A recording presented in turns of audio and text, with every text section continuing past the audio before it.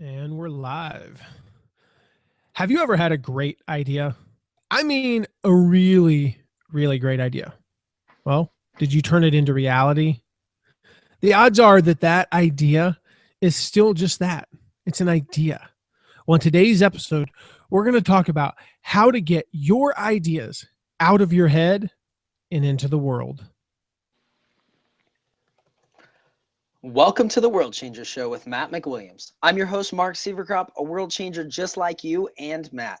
On each show, we're going to bring you an inspiring person or message to help you unleash the world changer inside of you and live with passion, lead with purpose, and leave a legacy. Thanks for joining us today. Now let's get started.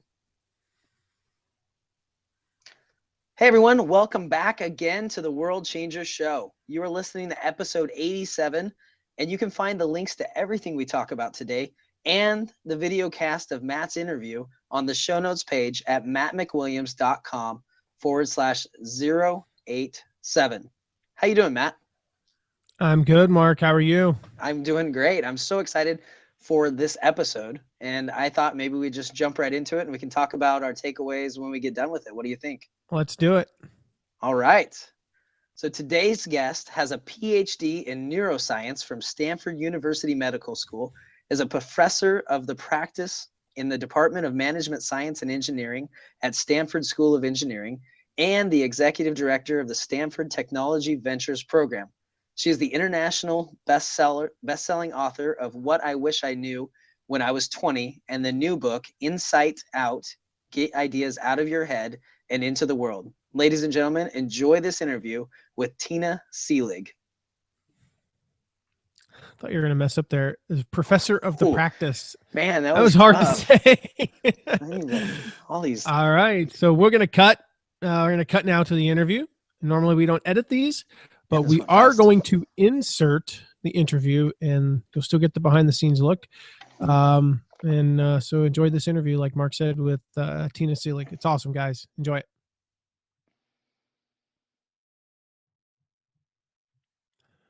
All right, Tina, welcome to the show.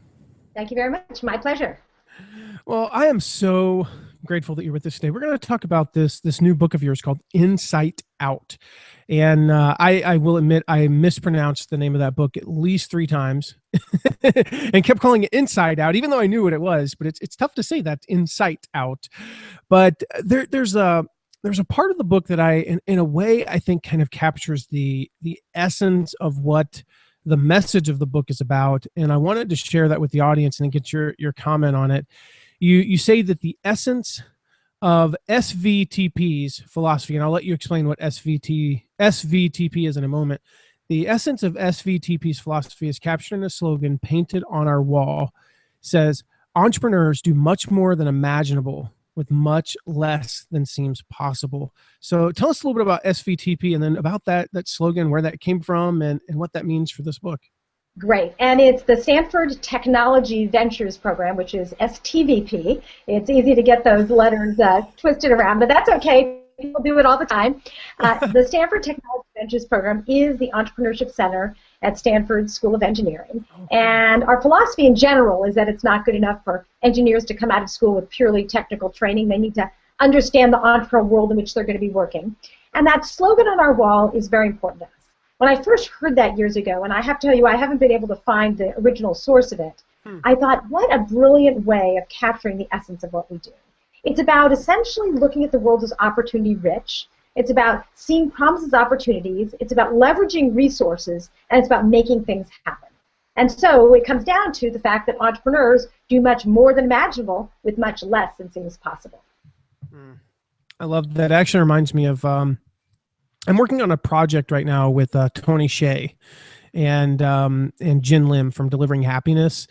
And that we did an interview with Tony for this project. And for those of you who don't know, Tony Hsieh is the CEO of Zappos. And he talks about how in the early days of Zappos, and he said, have you ever seen the show MacGyver?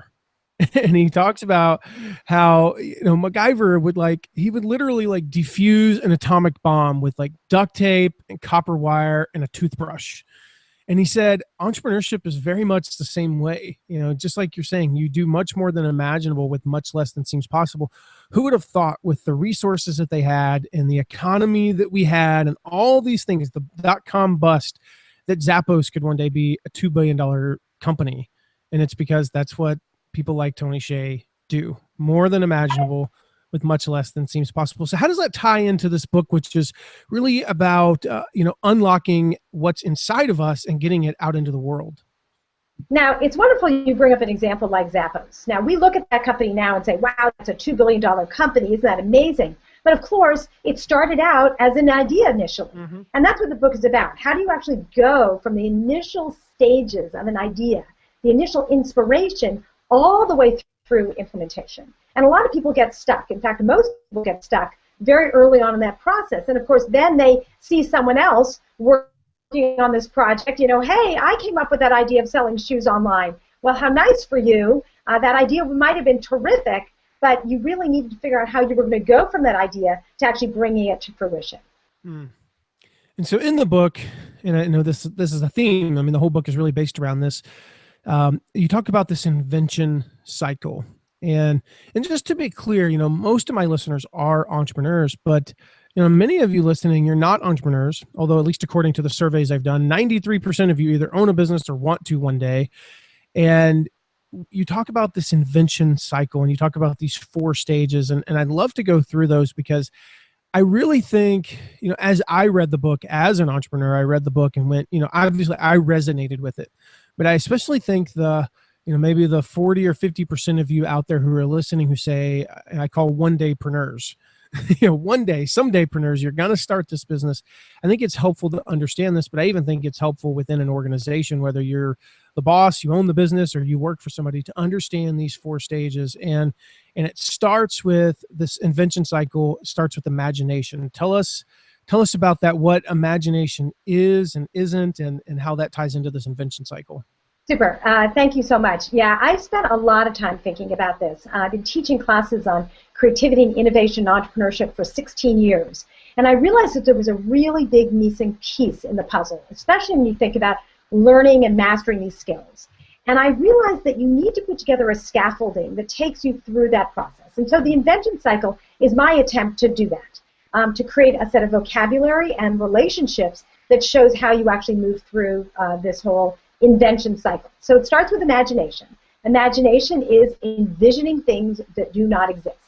This is something we all do very naturally. This is something you're born with as a kid. You can envision things. Today, I can envision someone walking in with a plate of cookies. I can imagine someone coming over with a cup of tea. Okay, that's our imagination. Creativity is applying your imagination to address a problem or a challenge. We also do this all day long. Right? We are walking through the grocery store and we're trying to solve a problem, what we're going to have for dinner. And we look at the things that we have around us and we become imaginative in thinking how we can put them together in interesting ways. So essentially, creativity is generating new ideas, using your ability to envision things that don't exist. Innovation then goes beyond that. Innovation is about applying your creativity to come up with a unique solution. So creative ideas are new to you, but innovative ideas are new to the world. And then you get to the entrepreneurship stage, where entrepreneurship is applying the innovation to bring it to the world. And this requires you to, be able to inspire other people and certainly other people's imagination. And so that's why it's a cycle, because the end leads back to the beginning. All right, so let's go back to imagination. You said it's something we're born with, and there's a quote in the book that I highlighted in actually 2 different colors, which I very rarely do, because it was a reminder for me. It's one of those beliefs that I've held. Yeah, I don't know if you ever experienced this, Tina, but there are things that we believe at our core, and then somehow over the course of time we just forget that we believe them. And this is one of those. And you said, we all, I'm quoting here, we quote, all have the ability to come up with wildly imaginative ideas when prompted to do so. And I would bet that if you polled my listeners or just the population at whole and said, do you have the ability to come up with wildly imaginative ideas? I bet a lot of people would say no, because they've forgotten that they have that ability. And so I guess when I read this, I had so many questions. The first one is, so why aren't we, meaning most people, why aren't we all more imaginative if we have that ability? Yeah, I really think that our school system has a lot to do with this, right? We're given a lot of assignments that have one right answer, and you're trying to figure out what's in someone else's head, the answer that they've imagined, as opposed to using our own imagination. And I'm a huge believer that we should really be stretching people's imagination. I mean, think about it. When you ask people about whether they're creative, a lot of people say they're not. But then you say, were you creative as a kid? And they say, well, of course I was. Yeah. And you think, well, what other skills in your life do you get worse at as you get older? Right? And maybe learning languages. But the fact is, we're all born with this ability. We could be essentially strengthening it over time. One of the exercises I use that I got from my colleague of mine, Patricia Ryan, who taught improv, is a very simple exercise where you give people an invisible box. Okay? And in this invisible box, you tell them to imagine what they think is in the box. And it's a present I gave them. So you imagine. Why don't you do it with me now? I'm giving you an invisible box, okay? You got it. It's a present. I just gave it to you. Here you go. All right. Do you have it? Exactly. Do you have it? Yes, I do. Okay, good. I want to see you holding it. Okay. Okay, great. Super. Now, I want you to imagine what's in the box. What did I give you? Just think about it for a second. Don't open it. What do you think I gave you? Car keys. I have no idea why I just said car keys. Don't even say it. Okay, you can find. You said car keys. Yeah. Okay, but now I want you to open the box, and you're going to find that what's in there is different than what you thought. It's different. It's something else. It's something totally unexpected. What is it? What's in the box? It's a winter hat and a scarf. Isn't that great that you just imagined that? No, it's so weird. I have no idea why. Yeah. And you know, we're both dark gray, actually. The scarf has a pattern. Like that. Yeah, it's a dark gray with a little bit of a pattern on the scarf.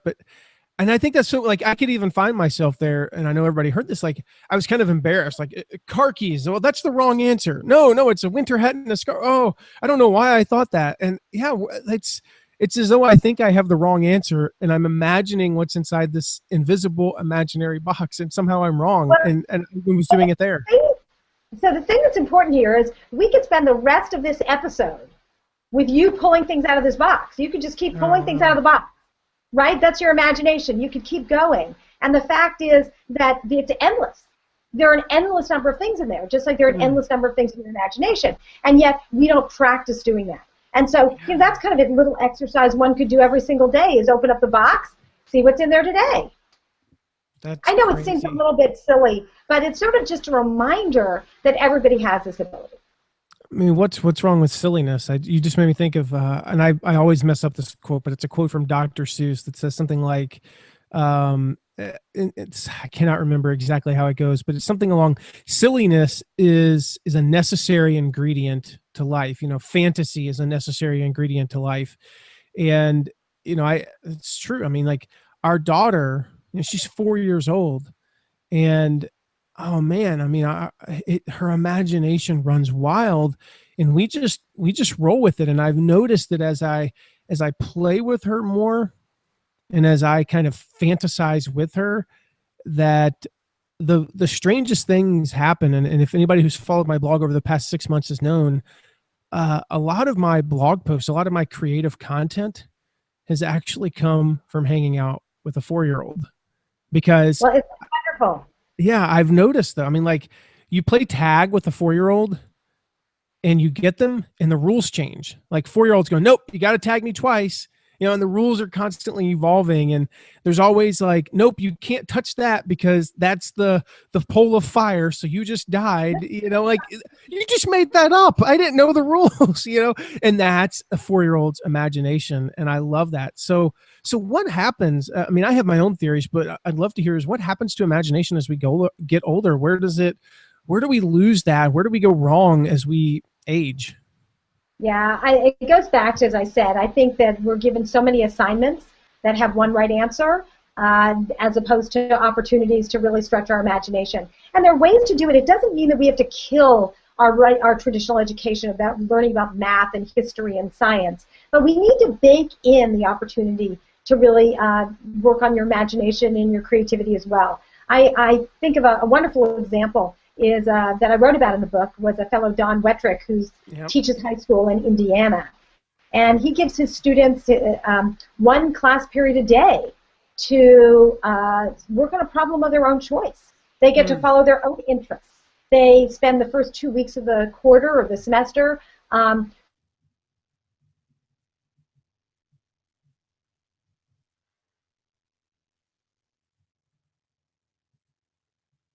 problem they want to solve, and then to follow their own interests, to stretch their imagination, to come up with some really creative solutions. No, I actually did. I'll edit this part out, but I did lose you there for just a second on my end. But the good news is it recorded. But where at in Indiana is this guy at? Do you know? He's in high school in Indianapolis. Oh, okay, not 2 hours from me. That's awesome. Right. That's awesome. Well, yeah. Well, one of the other examples in the book that you give, and I love this, and that's actually where I thought you were going. But you talk about there was an experiment done where they literally just show a triangle on I don't know if it's a canvas or a piece of paper, but they show them a triangle, like a perfect, what is it, 360-degree triangles, and they say, complete this painting. Well, one they say, complete this painting. The other group, they say, what is it they say? They say, complete this painting, but they give them some instructions, like if you get it right, you'll get a point or something like that. So this was some research. Tell us about that. Yeah, so this was research that was done by some scholars in Israel, and they work with kids who are high-performing kids, and they wanted to see if they could change the results of the study depending upon the way they asked the question. So at the end of a test, they put an extra credit question, and it's just a triangle, and one of them said, complete the picture, and the second time, when half the class had said, complete the picture the right way. So the kids who had to complete it the right way, what do you think they did with the triangle? They turned it into a house. That was on the house. That was the obvious thing they should do. When they were told complete the triangle, they ended up coming up with one, and nobody made a house. So the fact is, the way we ask the questions dramatically changes the type of result we get. That's awesome. And so, yeah, I mean, it shows that when we're trying to get the answer right, how much we limit ourselves and how much we limit our creativity. There's no right answer to finish this triangle. I mean, it could be anything. I mean, immediately when I think finish this triangle, I'm imagining the what is it, the eye on the back of a dollar bill, the pyramid. That's just where mine went. I don't know why, but that's what I imagine for a triangle, complete this triangle. And that's definitely not a right answer, because there is no right answer, but it's very interesting. So going back to that quote, you said, we all have the ability to come up with wildly imaginative ideas when prompted to do so. So I guess the ultimate question for me is, how do we prompt ourselves to get into more of this wildly imaginative state? Yeah, so this also comes down to curiosity, and I am fascinated with curiosity and how we don't spend enough time letting people develop their own curiosity. And this really comes by asking questions that start with why. Why does this happen? Why did this happen? Why did this happen? I'm sure your 4-year-old daughter does this all the time. The proverbial, why is the sky blue? Going through the world with an inquisitive mindset and asking questions really opens up the possibilities to start finding solutions. And then that really does stretch your imagination, because you're trying to, especially if you don't have the answers, online on Wikipedia that you're going to call up in 1 second, then you go, okay, well, I wonder why that is. And then you start coming up with creative solutions and interpreting. So asking more good questions certainly leads to having that curiosity. When I think it was episode 82, maybe 83, Mark and I talked about, one of the things you have to do to move from successful to very successful. We kind of said, okay, a lot of people are kind of stuck at level 7 or 8. How did they get to level 10? And one of the things that I suggest is that playing dumb is a much better way to lead people than being a know-it-all. And because I've been the know-it-all, and I found that I was a much better leader when I played dumb, and that meant asking these questions, because even though I technically thought I knew the answer to the question, when I just had an inquisitive mind, it was amazing to watch what would happen, to my team, how many more ideas they came up with. And even if those ideas in that particular session weren't ideas that we were going to put into place, the next time that I actually really needed them, when I really didn't know the answer, they came at me from the get-go with, tens of ideas, as opposed to when I was seen as the know-it-all, seen as the go-to guy who always had the answers. They didn't come to me with any ideas because I didn't allow them to have that creativity. So that's powerful. Just asking questions. I love that. Exactly. Well, as they say, you learn a lot more with listening than by talking. Yeah, it's so true. I've never learned a thing talking, ironically, or not ironically, as the case may be. Well, another one of the things that you talked about in the book, and I forget the exact context, but you talk about this kind of so many people feeling directionless. I think the term you use is rudderless, as in the rudder of a ship. And, that feeling that people, they just don't see themselves as innovators, and I think that it's an unfortunate mindset. And I think we find it from, from middle management down to, we find it in factory workers, but I'll bet surprisingly, you even find it at a place like Stanford, that people just don't feel like they're innovators. Yeah. Why is this? Like, is this a modern thing, or has this just been around since the dawn of time? Well, this is my experience of it teaching and talking to a lot of people about innovation and entrepreneurship. Is the rudderless comes from people thinking and wanting to do something really big and important, and not knowing how to start. And they don't understand, or they don't see that these ideas, the big ideas that they want to accomplish, actually start with something small. And you need to start with some really small experiments that allow you to test some early ideas. And then those can grow into bigger experiments and bigger experiments. And so being willing to try some little things, try lots of things, and keep what works is going to be the way to ultimately getting to big success. So you talk about, tying this in there, you talk about teaching people to be more entrepreneurial. How do we do that? Like, how do we encourage this? Because I think it's a mindset. I believe that entrepreneurism, being entrepreneurial, is just, it's all in the head. It's not like, I don't know. I'm not going to argue whether or not you're born with a bent towards one way or the other, but I do believe it's all in the head. How do we get people, like, in this, Seth Godin talks about the industrial complex, and how, really in the late 1800s, we essentially shaped our school system around the needs of, the big factory tycoons, so to speak. How do we, in this context of, like, we have this formal education where the focus, as you say, is on memorization and as opposed to innovation. How do we teach our kids and teach others how to be more entrepreneurial? Right. So this is why I developed this innovation, the invention cycle model. And it takes you through the attitudes and actions that are required at each step along the way. So imagination requires engaging with the world and then envisioning what might be different. And you can learn how to engage in the world and how to envision what might be different. That's your imagination, right? Yeah. Then creativity requires motivation and experimentation. You can certainly tap into that too. You can really think about what motivates you. You can do some experiments.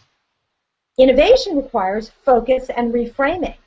Well, you certainly can practice focusing your attention and reframing by looking at things from a different perspective. That's something that can be learned. This is what I spend a lot of time teaching in my classes. And then entrepreneurship requires persistence and inspiring other people. Again, a set of skills that can be learned and practiced and mastered. And so I am a huge believer that there can be a framework that you can use that can be taught in school, can be taught even out of school, that allows people to really hone these skills to become much more entrepreneurial no matter what they're doing. So I'm kind of curious. I mean, you work in higher education at Stanford. So how do you balance formal education with what you're talking about here, working within the context of that? And so a really good question. Now, one is you can have it happen in parallel, right? You can have your math class, and then you can have your creativity class, and you can have them separate. But you also can have them together. You can start looking at the type of problems you give in a typical class, and it isn't that difficult. In fact, I would argue it's easier to teach in a way where you really empower the students to be more creative. It's easier to teach that way because you actually have to do less. You basically have to view yourself, and in fact I view myself, as a provocateur. My goal is an instigator. My goal is to come into the classroom and to ask some provocative questions that get the students excited about thinking about trying to find the answers. In fact, I rarely give the same assignment twice. Rarely, because I want to be as excited and delighted and surprised by the responses that the students give as they are. I don't want to come in and if I've seen this assignment done before and I know now what the right answer is, right? And so now I'm looking for the answers that a prior set of students came up with. But if I'm given a problem that I've never given before, there is no right answer.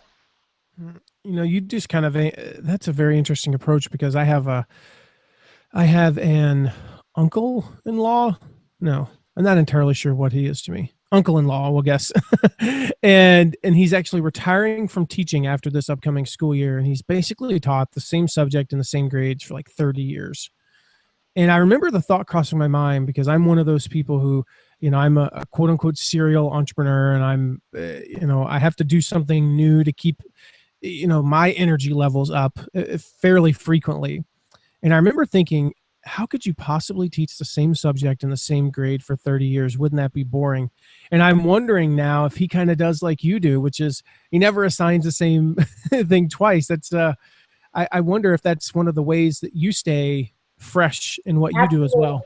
That's awesome. Absolutely. It makes it always fun and new. You know, it's constantly coming up with a provocative challenge for the students, and something that allows me to learn something new along the way. That's awesome. And I think that's powerful, because going back to the example used of the teacher in Indiana who basically has an entire period to where his students can just work on whatever they want to, it made me think. I wrote down a note and forgot to comment on it. It reminds me of, what is it, Google's, is it 20% time or 10% time? I can't remember. I don't know if they still do that, but the fact is he was inspired by that idea. Yeah, and it's the same thing. Like, you give your people, you know, the opportunity to just work on whatever it is we want to. And we used to do that. It rotated at one of the companies I used to work for. We gave our teams 1 day a week, and the only rules were they had to work on it together, because our company was very, you know, I don't want to use the term siloed, but we were very, you know, kind of like everybody was in their department and didn't do a whole lot, didn't really have a need to interact with the other departments. So you had to work with people from different departments. You couldn't just work on it by yourself or just within your department. And you got an afternoon every week. I think it was like after lunch, it was like 1 to 5 p.m., 1 to 5:30, and you just got to work on something, whatever it was. And it was weird, because it took about 3 months for a legitimately usable idea to come out of that. But when we finally had a good one come out of it, it was like a business changing thing. And we can directly point to that one thing that this group came up with easily was worth $5 to $8 million a year. And that, for a, you know, $12 to $18 million a year company, that's a big deal. And it all came because we just let them get away from their desks, not focus on their code, not focus on their customer service calls, not focus on what was urgent, and actually get their creative juices flowing. That's awesome. Companies do that in a different way. Sometimes they have hackathons, you know, they might have challenges, but the idea of giving people the opportunity to play around with an idea that isn't in their core area of responsibility, but something they might have been thinking about, very cool. So what are some things I can do? I'm being selfish here asking this question, but I'm sure others are thinking it. What are some things I can do with our 4-year-old to make sure that she keeps this innovative and creative spirit alive for the next, say, 80 years? For the next 80 years, great. Okay. So no pressure. You're just, all you're doing right now is determining my daughter's future, and you're responsible for it. So I am a huge believer in the power of reframing. And this is what I spend a lot of time doing in my classes is reframing, helping students learn how to look at problems from different perspectives. You can do that, in your everyday life just when you're practicing empathy, right? Looking at a situation from someone else's point of view. But when you're trying to solve a problem, getting a different perspective on it opens up tons of different new ideas. So this is one of the best ways. So let me give you some examples of ways I might do that. I might have people come up with the worst solutions they can for a particular problem. So let's say we were brainstorming to come up with the best way to, I don't know, a new restaurant in your town. And we said, okay, instead of coming up with the best restaurant, we're going to come up with the worst restaurant possible. Okay? So you're going to come up with totally crazy ideas. It's going to be in the dump. You're going to bring in your pets. I mean, whatever you want to do, you're going to have it in the local prison. You're going to, whatever crazy ideas. We now take these bad ideas and we give them to another team. That team has to take the terrible idea and turn it into something brilliant. And you know how long it takes them? Wow. Seconds. It takes them seconds. Because once they look at that idea through the lens of possibility, amazing possibilities come out. Now, question. Do they know that the first team's intention was to come up with the worst possible ideas? Exactly. In fact, they came up with a bad idea, too. So your team came up with an idea that we're going to have a restaurant in a prison, and my team came up with the idea that we're going to have a restaurant at the garbage dump. Okay? Now, I'm going to give you the bad idea that it's going to be in the garbage dump, whatever. We're going to switch them. And so I'm going to take the idea, and I'm going to create this amazing experience, in the prison. And it's going to be this, I bet you're going to be so excited about this that it's going to be, oh my gosh, you go into this, and maybe all the prisoners, maybe the inmates of the prison are learning to be chefs. Mm-hmm. And so maybe once a month they open the place up. They're preparing them for life outside of prison, and they're learning to be gourmet chefs. And once a month they open it up, and the community gets to go in and eat this amazing meal. Sounds pretty cool. Would you go? That's exactly where my mind went, actually. When you said prison, I was like, wait a minute, that actually could be a really cool thing because you could be teaching them culinary skills. And so my mind like all of a sudden, I just from this, let's start a restaurant and put it in the worst possible location idea, Tina, I immediately went to, wow, this could be like a life-changing thing for hundreds, if not thousands of people every year in prisons. I mean, that's like, it's crazy how my mind went there. Yeah. Well, that's wonderful. But we could come up with a zillion things. We could say, that there's a, I don't know. It's on a sinking ship. We could say it's, the restaurant is on the edge of a cliff. We could say the restaurant is, as I said, like in a garbage dump. You could pick it, it's in a slaughterhouse. Okay. So now it's in a slaughterhouse, and you go, okay, oh my gosh, that sounds horrible. And then we're going to say, all right, this is going to be the freshest food in town. That you actually get to watch to see how the animals are treated. You get to, see the whole experience, and you are completely convinced that this is the healthiest, freshest food you could get. So the point is that bad ideas, looking at them through the lens of possibilities. I mean, I could just give you a zillion examples because I've been running this exercise for a long time in the class. Another thing that's really fun is about combining things in unusual ways, putting things together in ways that seem crazy, it's funny. I'll tell you a funny story.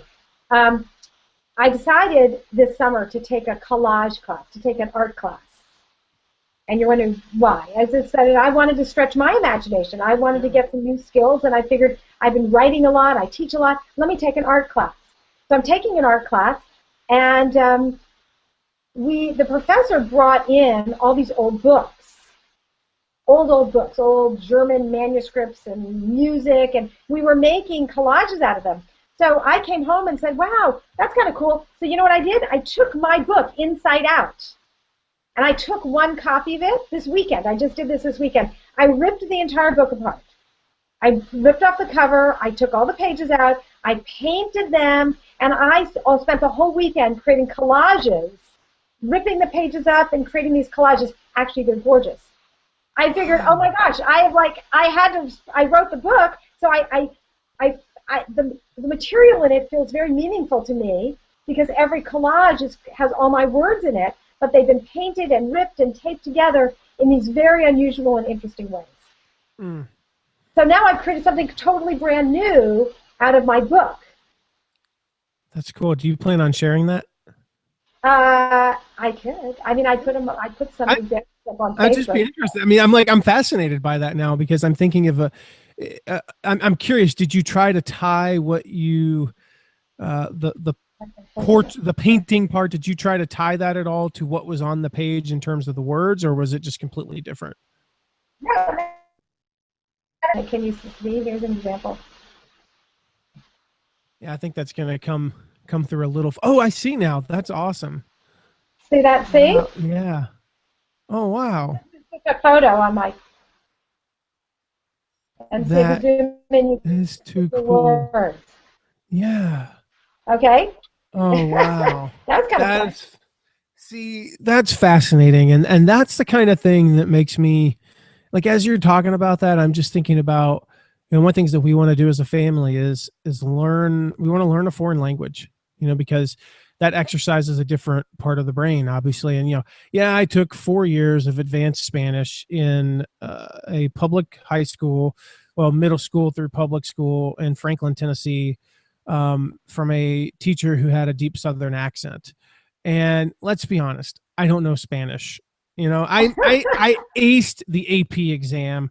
I completely tested out of Spanish in college, and yet I still don't know Spanish because I wasn't immersed in it and I'm not using it today. So I think that, learning it as a family would be really fun. And I think it's Jim Rohn who said, how many foreign languages can a child learn? And the answer is as many as you'll teach him. And so you inspired me, but you're just like taking that class. I'm like, well, I need to do something like that, and so maybe that's the answer to one of the questions that, I kind of had, which was, as I'm 36 and my listeners, at least according to the surveys, are typically between the ages of 25 and 40. And I'm guessing that a lot of them feel the same way that I have felt, which is my level of creativity, my level of imagination is pretty tapped out. Like it's at its peak of what it's ever going to be. It's only going to go downhill from here. So if we are that age, if we're in our 30s or 40s or whatever, and we're looking for ways to be more creative now, are there any, I don't know, exercises, kind of like the one you suggested earlier, that we could do individually to really ignite that imagination? Well, think about it. I took this collage class, out of the blue, and I spent the weekend doing paintings, which I never would have done before. And I also realized that there were a tremendous number of things I was learning in this class that could be applied in my creativity courses at Stanford.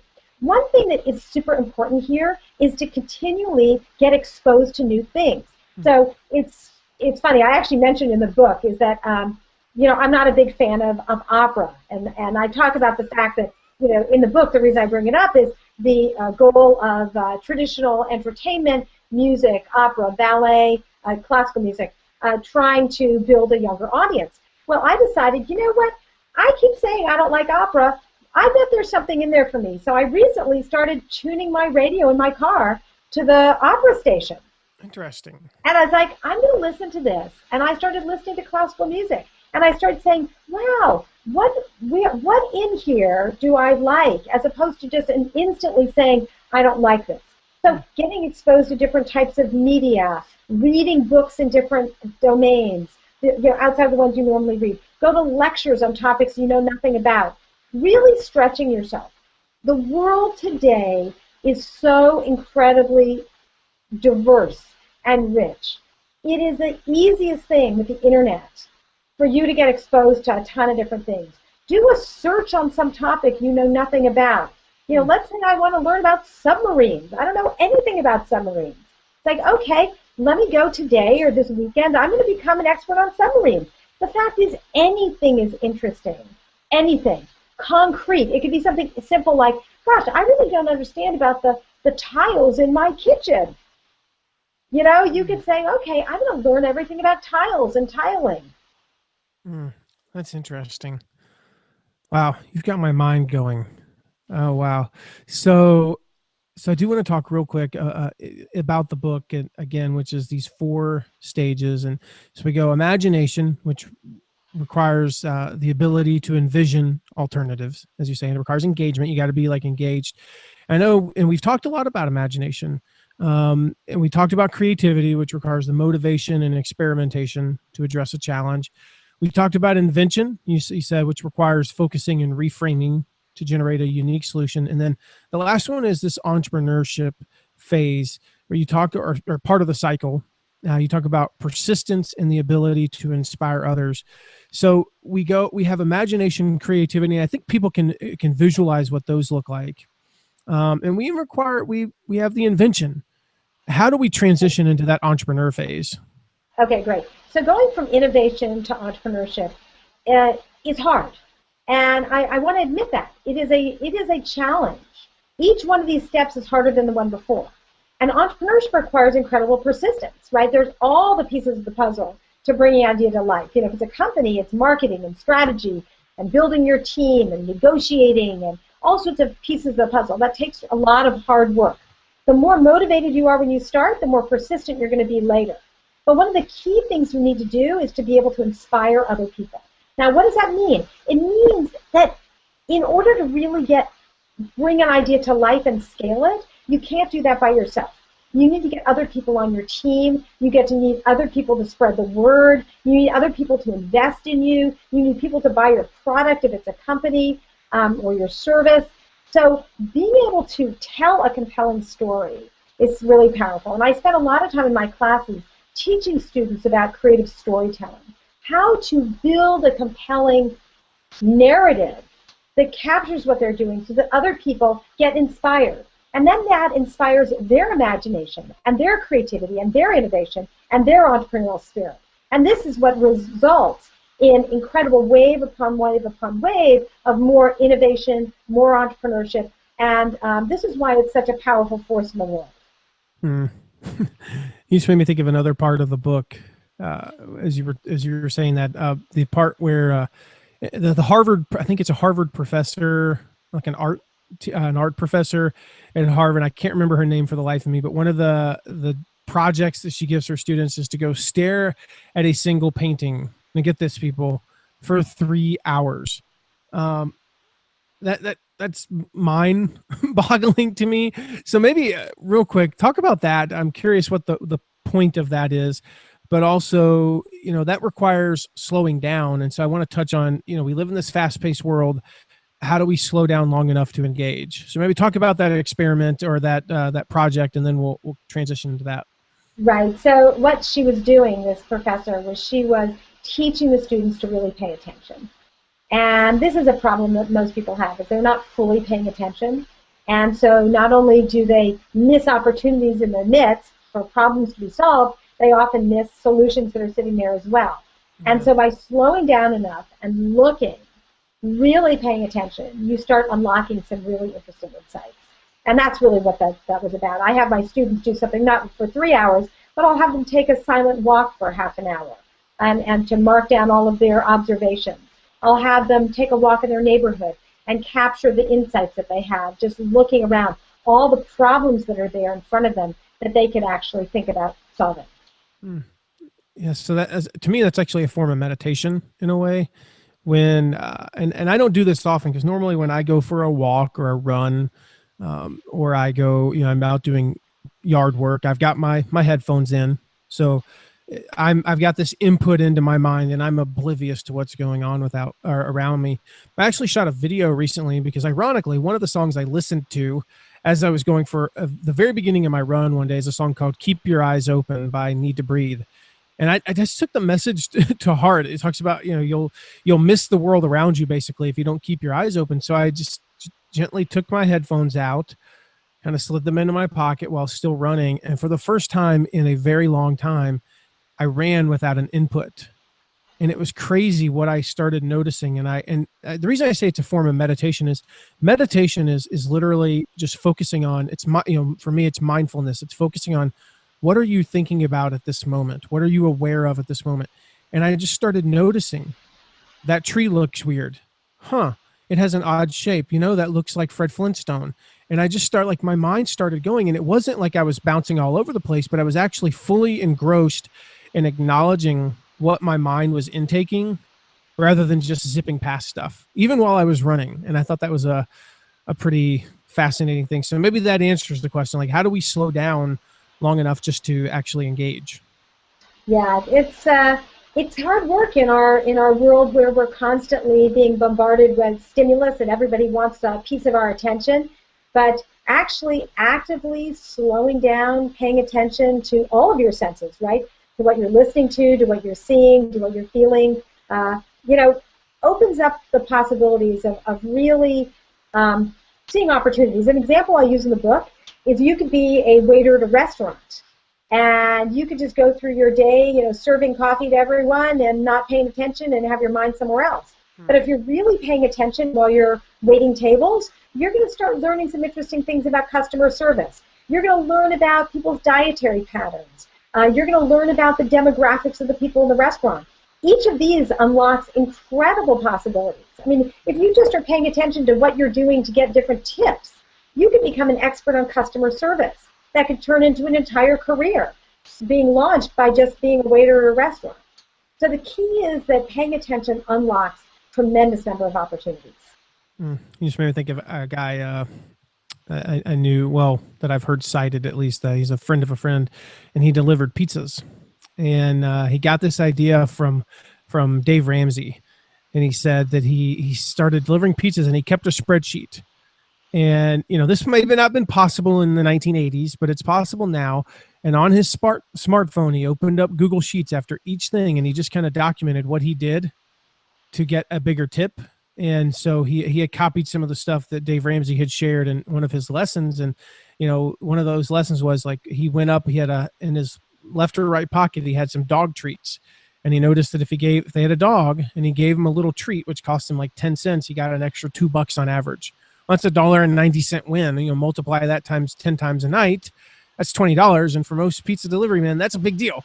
And so he started documenting, like where he parked, where he, how fast he got out of the car, all these things, like whether or not the lights were pointed into the window, or whether he, how far he parked from the front steps, all these things, like how far back he stood from the door. And he documented these things. And over time, he developed basically a playbook for how to be a delivery man. He could probably sell today. Yeah. So as we wrap up here, I want to ask two last questions. I want to, on the book, who's this book for? Okay, this book is designed for anyone who's interested in getting ideas out of their head and into the world. I mean, I captured what I've been teaching in my classes for the last 16 years. I've really worked hard to invite people into my classroom to get some of the same experiences. Every chapter at the end has exercises, so if you actually want to do the projects, you can do them yourself and take your own projects from inspiration to implementation. So that's what my goal is, to really be helpful to anyone who is trying to really bring their ideas to life. And I want to encourage everyone to go to the show notes page. There'll be a link there to get this book by Tina. Go get the book. And as I always do with any book that I recommend, if you read this book and you get at least a third of the way through and you go, Matt, that was not worth the $20 I spent on Amazon, send me an email, matt@mattmcwilliams.com. I'll send you my address. You can send me the book, and I will reimburse you the full cost of the book, because I know that nobody ever takes me up on that. And that's how much I believe in the books that I recommend. So I want to encourage you to do that. Go get the book. And this book is not complete. Tina mentioned these questions at the end of each chapter. I think the book is great. I think the ideas are great, but I will say that this book is not complete if you don't do the exercises. It's like anything in life, this is what this book's about, is getting the ideas out of your head, not more ideas into your head, And so as we talked about in episode 82, the most important thing is action, guys. So you input these things, you get these ideas and these new creative juices flowing as you read it. And then she gives you practical applications, things that you can do. Like, they don't require months of planning. You don't need to go on an exotic vacation to make any of things happen. You can do them outside your house or in your neighborhood. Do the action steps one by one, do each of them, or else this book is not complete, in my opinion. Would you agree, Tina? Well, there are lots of different ways to get out of it. It is designed to do the exercises. And I've talked to a lot of people who've read the book through all the way through once and then gone back to the beginning to go do the exercises. I also have a summary of the exercises at the end of the book. So if you don't want to do them along the way, you can read the whole thing through, and at the end, then you can do the exercises as well. So I'm so delighted that you enjoyed it so much. And I also always answer my email. So if people want to reach out to me a while or after they've read the book, they can always reach me at tseelig@gmail.com. Yeah, so we'll have links to her email and her Twitter account and all of that in the show notes page. Last question, Tina. It's the only question I ask every guest. And in the context of this book, especially now, what legacy do you want to leave? What legacy do I want to leave? Well, my goal is to help people really tap in to their own potential. It is such a wonderful thing to see people who didn't realize all the potential that they have, and to bring that forward. So that would be my legacy, is helping people really tap into themselves to make amazing things happen. Well, she is helping people to get their ideas out of their head and into the world. And she is the author of an amazing new book called Inside Out. Tina, you are a world changer. Thanks so much for being with us today. It was my pleasure. Thank you very much. Thank you, ma'am. I hope you enjoyed that as much as I did. Did you enjoy that? I hope you enjoyed it. Great. Thank you so much. It was really a pleasure, Matt. And you can let me know when it's live. I'll be happy to spread the word. I will. When is the book already out officially? Oh, yeah, the book's out. Okay. Well, then I think it'll be 3 or 4 weeks from today, and I'll let you know for sure. Okay, perfect. Thank you so much. Thank you. Bye-bye. Really a pleasure. Ciao. Bye-bye.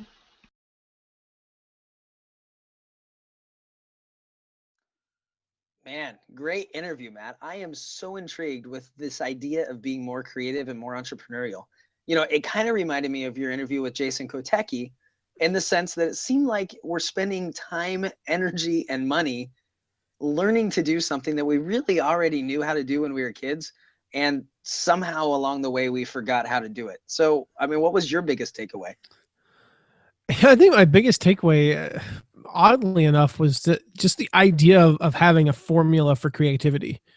You know, I wrote a blog post recently called "The Proven Formula for Success at Anything," and the premise of this is, and we'll link to that in the show notes, I'm sure, Mark. I imagine you're writing that down right now. Yep. You know, the premise is, if you want to not read it, although I highly suggest it, is we already know the formula for success. It's do more of what works, do less of what doesn't work, and then try some new stuff out to see if it works better. That's it. In every area of life, you do more of what works and you will be successful. If you do less of what doesn't work, you will be successful.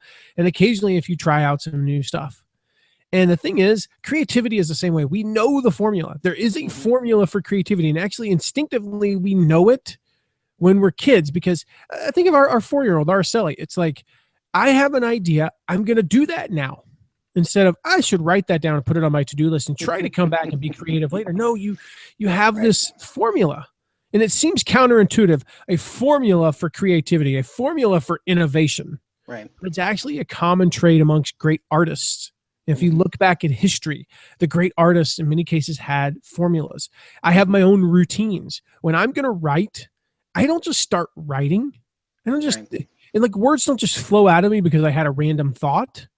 I have a routine. I sit down. I have very specific certain musics. Types of music. This made music plural. It's weird. Anyway, I have very specific types of music that I play, and I listen to that, and I have a routine. I don't always, just depending upon where my mind is at, but if my mind's not fully in that creative mindset, I will meditate for anywhere from 5 to 20 minutes beforehand to get my creative juices flowing. And I get in a calm place, and I literally turn on a fan because I work in an office at home. And the action of turning on that fan, and it's basically white noise in the background, and I put these giant headphones on that are noise canceling. I cannot, I mean, like a nuclear bomb could go off in our front yard right now, and I mean, it would kill me before I'd hear it. And I have certain music that I'm playing, and I'm in that mindset. I'm in the right frame, and then the words just magically flow out. That's not true. But we have formulas in our lives, and we know them, And so for me, that was the biggest takeaway, was reminding us that there's a formula for creativity. Well, and I think it's funny that we think that, because I've done that too. I mean, I'm slowly really refining the process that I go through when I'm going to write or I'm going to do something like that. But a lot of times it's like you sit down and it's like, oh, I have writer's block, or oh, I can't think of anything. Well, it's because you haven't gone through that process. You haven't prepared. I mean, high achievers in any area, any arena, have a process they go through. I mean, you think about it, you sitting down and trying to just write without going through this process that you have. I mean, it's like a professional athlete, like just showing up 10 minutes before the game, strapping on their shoes and their gear, and then saying, okay, let's go. I mean, that's not going to go well.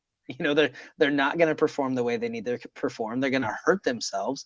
And it's the same thing with creative processes. I think you're exactly right that you have to have a formula. And I think even realizing that you have to have a formula is really the first step. I mean, I think that formula might be tweaked a little bit for each person. I mean, obviously I would do different things before I write than you would do. Mm-hmm. But the fact that there's a process that you go through to get yourself into that mindset, I mean, think about it. To get out of a creative mindset, what you're going through school for years and years, it took a lot of process and a lot of repetition and a lot of training ourselves not to be that way.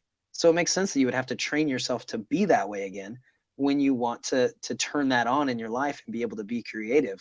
So, one of the things that you mentioned, Matt, as I was watching the interview, is that you told Tina that you have to switch things up, that because you're an entrepreneur and you get bored easily, so to keep things exciting and to keep yourself excited, you have to switch things up. So for somebody that maybe is that way and wants to be a little bit more creative, how do you do that with your business and your life to keep things exciting and to keep focused? Well, I think this ties in a little bit with the episode we did with Dr. Dale Archer, episode 83. Yeah. He's the ADHD psychiatrist. And, the reality is I was diagnosed with ADHD. I don't claim that because to me, it doesn't mean anything. Right. It's called a disorder and I don't believe that. But, so for me, it's all about variety. Mm-hmm. And it's all about, I work in my most creative way. I've tried so many different things, but I am my most creative when I have a variety of experiences, a variety of inputs. Like, I'm not very creative when I read one book from start to finish. Mm-hmm. I have 7 or 8. These, I don't call them unfinished books. They're in the process of being finished books. I am reading from each of those books at least once a week, mm-hmm. and sometimes 4 or 5 of them in a day. And that's how I get my most creative. And I also find it helps me from going down one path too long and getting just one input. So I might read a book that talks about, this side of life and the other that talks about this, and they might have conflicting views, but now I'm getting both. Mm-hmm. And, in business, it's how I manage my day. Right. I love the idea of batching. We're mm-hmm. batch recording 4 podcast episodes at once right now. For me, this is exhausting, doing 4 of basically the same things in a row. I mean, it's very exhausting for me. I work much better when I'm able to do a podcast episode and then hang up and then write a post and then hang up from that and talk to a client. That's how my mind works best, and how my creativity is most used is by a variety of experiences. And the same thing is true in life. I am at my most creative in life. I'm at my best and I'm achieving my full potential when I'm getting to travel, when I'm getting to, we get to go to the zoo, when I get to do things that are out of the routine, right, and get to have as many experiences as possible. That works best for me. It's not for everyone. And I think people know what works best for them. And if you're at your most creative when you do have, more structure, right, that's great. Again, this differs from the formula. That's not what I'm talking about. I'm beginning to my best creative mindset. I have a combination of those different experiences, but then when it's time to sit down and write, for example, I have a very specific routine that I follow. Right. Well, and I think, I think I'm going to push you a little bit more on that, Matt, because I think a lot of people are in that sense. And you are a person that for your business, you do a lot of creating. That's what you do. It's a very creative process, whether it's, creating an email or composing an email or sales copy or, writing a blog post or helping a client. You're creating and you're doing those things. So if somebody comes to you and says, Matt, I want to be more creative. I have to do these things that are creative processes in my life or for my business. What do I need to do right now? I mean, take what you know and then what you learned from Tina in this interview, and what would you tell them? To be more creative, Yeah, to get into that mindset. I mean, I think it's, it's like it's kind of like the writers, you talk about why, you Right. think about the most creative writers that you ever, read or heard of. Mm-hmm. And they didn't, for the most part, their genius wasn't in, this amazing spark of creativity that happened. It wasn't in a light bulb moment. It was from putting their butt in the chair, or in my case, standing, right, every single day. right. Their actual creative process came from that routine. Check out The War of Art by Stephen Pressfield. We can link to that in the show notes. Yep. I mean, he talks about, like, my routine is I go to my writing shed at 9 a.m. and I leave when I stop making sense, when I can hardly pound out any paragraphs. But I will go there and I will sit down and I go through a routine and I write. And sometimes at the end of the day, I look at it and go, that is crap. And I throw it away. Well, throw it away now. I delete it. Right. But he did it. He did the work. That's where creativity comes from, is doing the work. It's not I think that some of us are born with slightly different brains than others. There's no doubt about that. And I think that we were trained differently as children, to be more right brain or left brain. But those are not excuses for limiting your creativity to, maybe my maximum creativity is at an 84 and Picasso's was at a 97 and so-and-so's is at 100, and maybe somebody else's maximum is 78, but there's no excuse if your maximum is 78 to be at a 60. There's no excuse. So you sit your butt in the chair, you stand up at your desk, you go for a walk, and you do what you need to do. You do the work. And yes, that means, I mentioned going for a walk. I was just listening to an NPR interview, and it talked about, that literally going for a walk sometimes is one of the most creative things you can do. Just getting out into the world and experiencing, the different colors and textures and feels that the world offers you, and getting a little bit of exercise, it does, chemically, it changes your makeup of your body and you will be more creative. Mm-hmm. It's funny. As soon as I asked that question, I kind of went to the same spot you did, because I think when people think of a creative person, if I said think of a creative person, everybody thinks of like an artist or a writer that, gets up when they want, and, maybe they paint today, maybe they, you know what I mean? That's like a myth. Yeah. That is what everybody thinks of. But I think you're right. The biggest thing to remember is it's work. You work at it. It's not like it comes naturally. Now, you're right. Some people it's more natural than others, but it's probably more natural because they've worked at it. They've, like you said, they've done it day after day. They've focused on it. They've prepared. They've done all those things. So I think that's great information. I think that's a great suggestion for people, because I think that's where people fall flat when it comes to having good ideas or creating something or whatever it is, because they don't put in the work, because they think it just magically comes.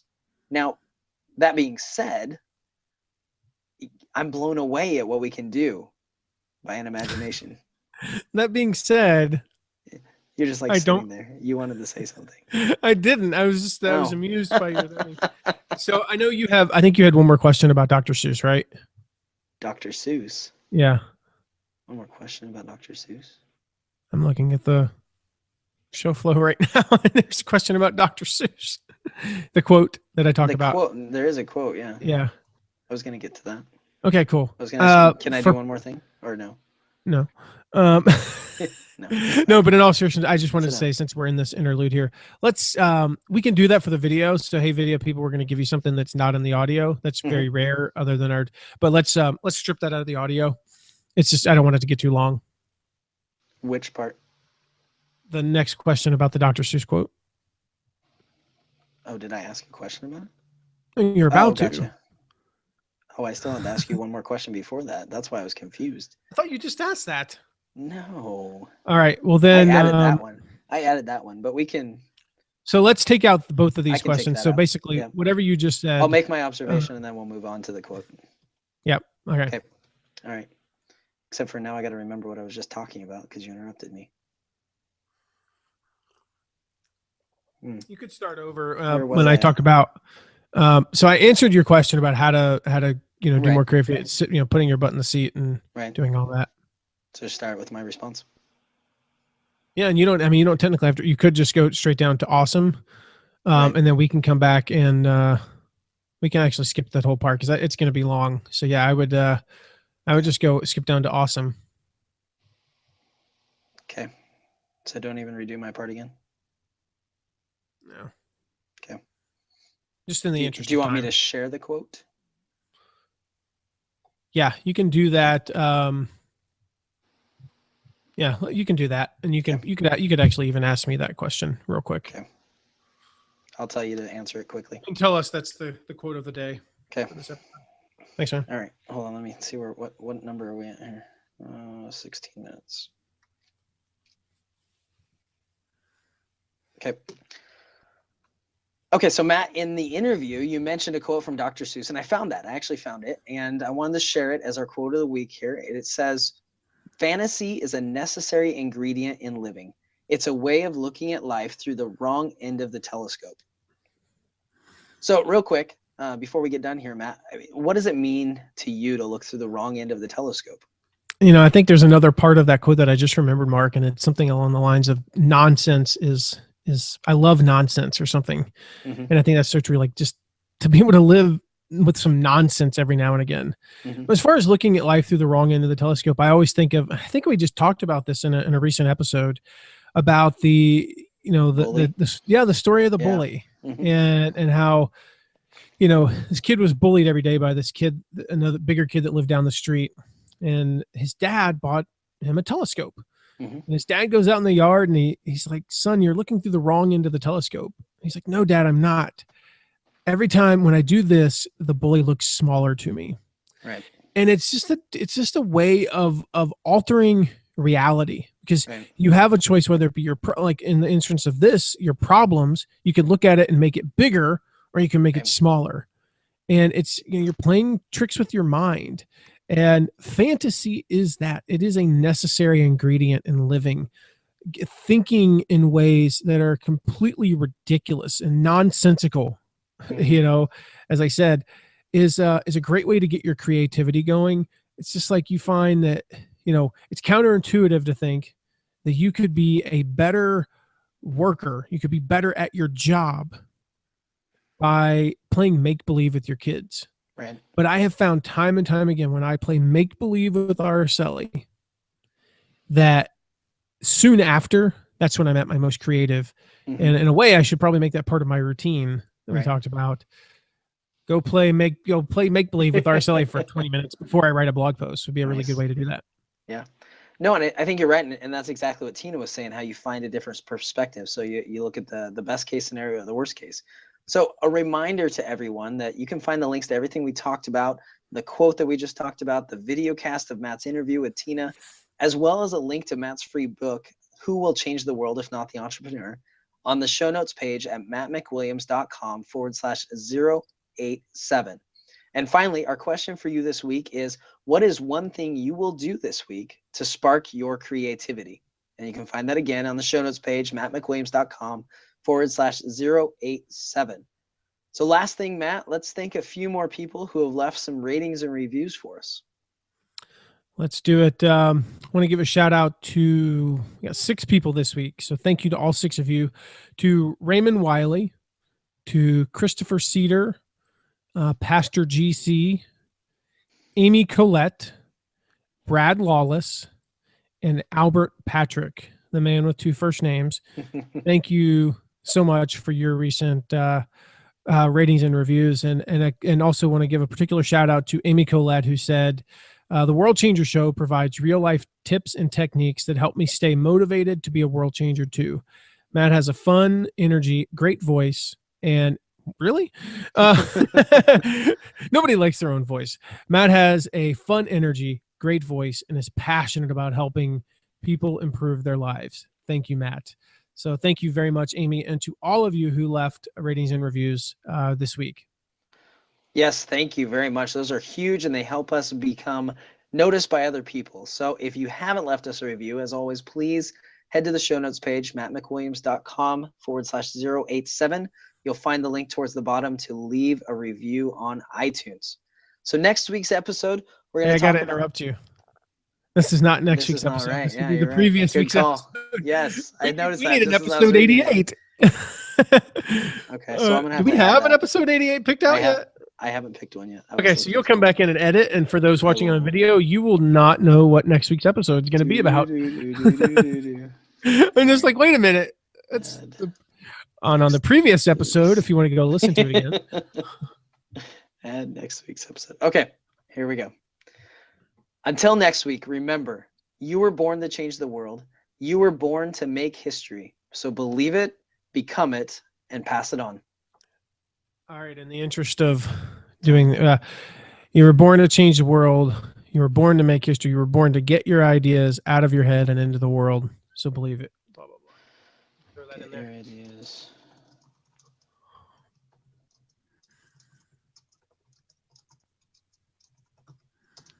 Got it.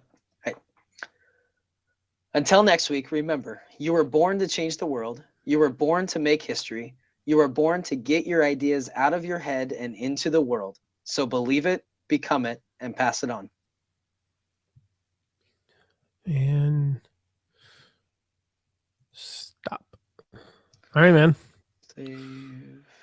So you guys discovered, you're watching, you discovered the beauty of batching is sometimes you forget which next episode is next. That's right. So Mark and I are going to do a quick wardrobe change for those who, well, I guess actually, we're going just to this little backstage thing here. We're recording episode 84, then 87, and then 85, and then 86. So that's how we're doing it. So if you were to go on a binge watching episode, we wouldn't always be wearing the same clothes. So Mark and I are going to change. You go back in. Yeah, and we'll be right back. And with that, we're out, guys. See you next time. See you in episode 88 that we don't know what it's about yet. That's right. But it'll be good. I promise. Promise.